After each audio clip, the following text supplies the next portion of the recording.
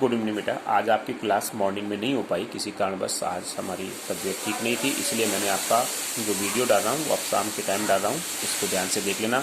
कल जो आपको मैंने टॉपिक दिया था, यानी जो आपको सॉल्व किया था कि किसी बिंदु आवेश के यानी विद्युत द्विध्रुव के कारण किसी बिंदु पर विद्युत विभव, उस पर रिलेटेड एक न्यूमेरिकल दे रहा हूँ जो का मैं आपने फॉर्मूला था अक्षीय स्थिति में 1/4πε0 P/r², जहाँ पर P विद्युत द्विध्रुव आघूर्ण है और r दूरी है, 1/4πε0 कांस्टेंट होता है, जिसकी वैल्यू 9 × 10⁹ होती है। ये निरक्षीय स्थिति में है, यहाँ पर वैल्यू कितनी होती है, 0 होती है। अगर कभी थीटा एंगल दिया जाए तो उस पर ये सूत्र लगाना है, 1/4πε0 P cos θ/r²। अगर थीटा का मान कुछ भी दिया है तो इस सूत्र का उपयोग करना है। ये 3 इक्वेशंस हैं, 3 सूत्र बने आपका। थीटा के लिए इसको यूज़ करना, अक्षीय स्थिति के लिए इसको यूज़ करना, निरक्षीय स्थिति के लिए 0 लिखना है।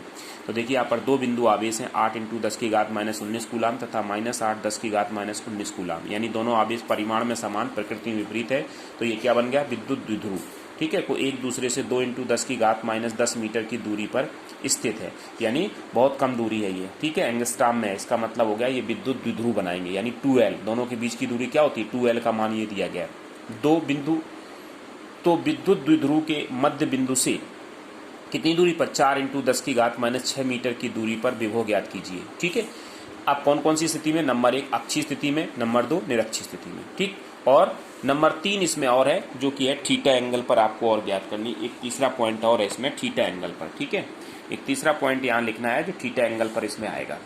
तो Q आपको दिया गया 8 × 10⁻−19 कूलाम। आप कहोगे माइनस क्यों नहीं लिया, आप माइनस भी ले सकते, प्लस भी ले सकता है, क्योंकि विद्युत द्विध्रुव दोनों प्रकार के होंगे, ऋणात्मक और धनात्मक, इसलिए धनात्मक निकाला जाता है, धनात्मक निकालने, क्योंकि हमें परिमाण निकालना होता है और परिमाण ऑलवेज पॉजिटिव होता है।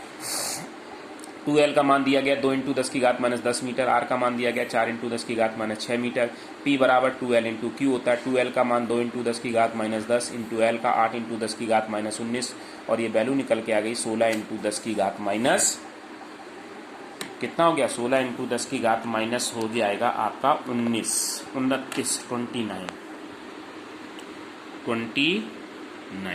ये बन गया 29। ठीक है, अब इसके बाद आपके पास यहाँ पर आ गया, देखिए यहाँ पर आपके पास क्या स्थिति बन रही, यहाँ पर स्थिति आपकी बन गई है अक्षीय स्थिति में विद्युत द्विध्रुव निकालना है, विद्युत विभव निकालना है। तो 1/4πε0 P/r², 1/4πε0 क्यों 9 × 10⁹, ये P का मान निकाल लिया आपने 16 × 10⁻29, ये R की वैल्यू 4 × 10⁻6 का होल स्क्वायर, इसको सॉल्व किया 9 × 10⁻8 वोल्ट।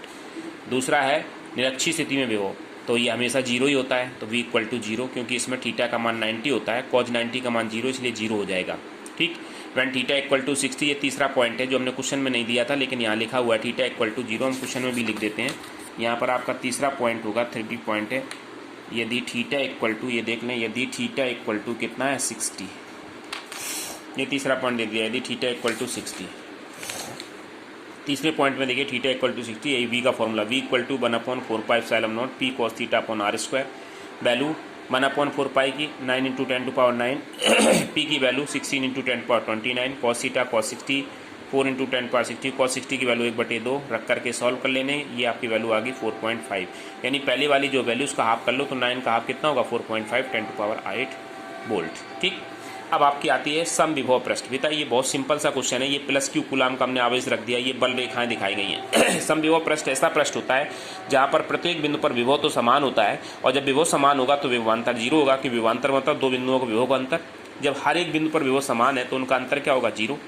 तो एक तो ये विशेषता हो गई कि समविभव पृष्ठ वह पृष्ठ होता है जिसके प्रत्येक बिंदु पर विभव का मान समान होता है, जहाँ विभवांतर 0 होता है, और जहाँ विभव समान होगा वहाँ पर किसी परीक्षण आवेश को एक बिंदु से दूसरे बिंदु तक ले जाना नहीं पड़ता है, जाएगा नहीं। अतः समविभव पृष्ठ के अंदर किसी परीक्षण आवेश को एक बिंदु से दूसरे बिंदु तक ले जाने में किया गया कार्य शून्य होगा। क्यों शून्य होगा, क्योंकि विभवांतर 0 हो जाएगा।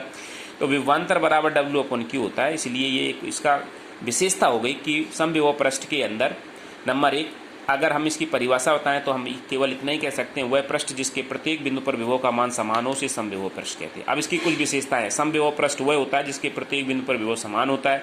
समविभव पृष्ठ वह होता है जहाँ पर विभवांतर 0 होता है। समविभव पृष्ठ वह होता है जहाँ पर किसी परीक्षण आवेश को एक बिंदु से दूसरे बिंदु तक ले जाने में किया गया कार्य शून्य होता है। समविभव पृष्ठ वो होते हैं जो कभी भी एक दूसरे को इंटरसेक्ट नहीं करते, यानी आप कभी एक दूसरे को स्पर्श नहीं करते, काटते नहीं है। समविभव पृष्ठ वो होता है जिसके बिंदु पर, जिसके पृष्ठ पर विद्युत बल रेखाएं सदैव पृष्ठ के अभिलंबित होती हैं। देखिए अभिलंबित हैं, विद्युत बल रेखाएं ये पृष्ठ के कैसे हैं, अभिलंबित हैं।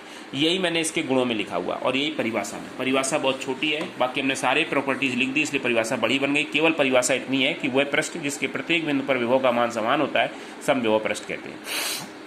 और सारे गुण लिखने के कारण हमने इसमें सब कुछ लिख दिया। वह पृष्ठ जिसके प्रत्येक बिंदु पर विद्युत क्षेत्र तथा विद्युत विभव समान होता है, इस पृष्ठ के अंदर दो बिंदुओं के विभवों का अंतर शून्य होता है, समविभव पृष्ठ कहलाता है।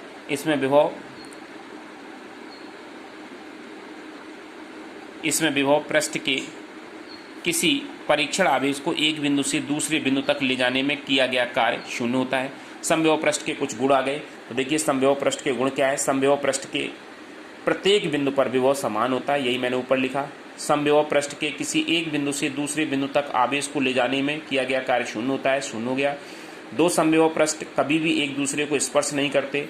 समविभव पृष्ठ पर विद्युत बल रेखाएं सदैव पृष्ठ के अभिलंबित होती हैं। ओके, तो आज का आपका इतना ही रहेगा, कल फिर और पढ़ाएंगे। ओके बेटा।